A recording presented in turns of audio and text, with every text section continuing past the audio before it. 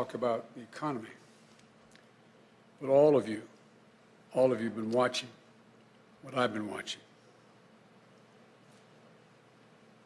At this hour, our democracy is under an unprecedented assault, unlike anything we've seen in modern times. An assault on the citadel of liberty, the Capitol itself. An assault on the people's representatives and the Capitol Hill police, sworn to protect them,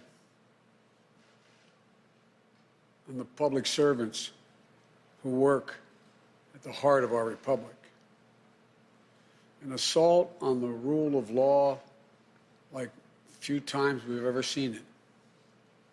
An assault on the most sacred of American undertakings, the doing of the people's business. Let me be very clear. The scenes of chaos at the Capitol do not reflect a true America, do not represent who we are. What we're seeing are a small number of extremists dedicated to lawlessness. This is not dissent, it's disorder.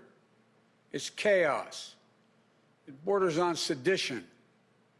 And it must end now. I call on this mob to pull back and allow the work of democracy to go forward. You've heard me say before in different contexts, the words of a president matter, no matter how good or bad that president is. At their best, the words of a president can inspire. At their worst, they can incite. And therefore, I call on President Trump to go on national television now to fulfill his oath and defend the Constitution and demand an end to this siege.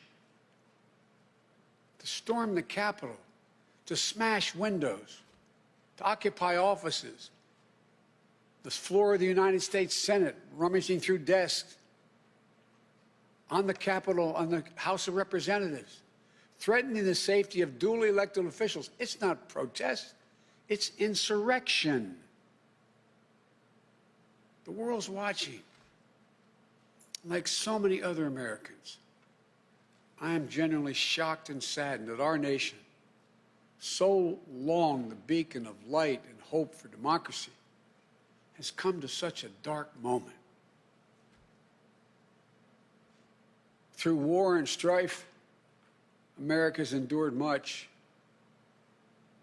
And we will endure here, and we will prevail again, and will prevail now. The work of the moment and the work of the next 4 years must be the restoration of democracy, of decency, honor, respect, the rule of law, just plain, simple decency. The renewal of the politics. It's about solving problems, looking out for one another, not stoking the flames of hate and chaos. As I said, America is about honor, decency, respect, tolerance. That's who we are. That's who we've always been. The certification of the Electoral College vote is supposed to be a sacred ritual, which we affirm. The purpose is to affirm the majesty of American democracy.